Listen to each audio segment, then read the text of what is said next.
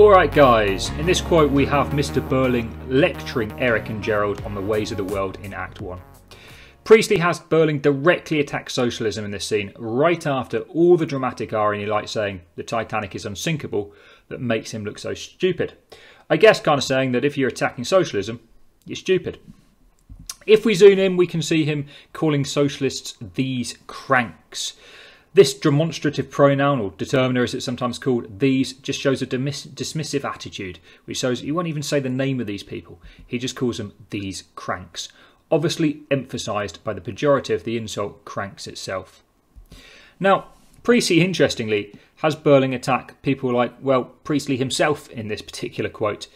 If you read the context box, you can see that Priestley was friends with famous socialist writers like George Bernard Shaw and H.G. Wells, who Burling names personally as seen as the cranks he's talking about.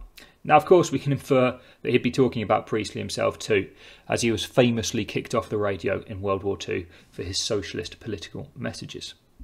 Now, the repetition of everybody, again, emphasises Burling's anger or perhaps his stupidity, depending on which way you look at it. Either way, it gives the tone of a kind of thoughtless rant that it is, which Mr. Burling is making.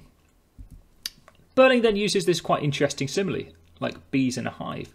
Now, there's lots of different interpretations on this, and I would just really probably suggest that it's a simile that suggests that Mr. Burling thinks there will be chaos if the socialists take over.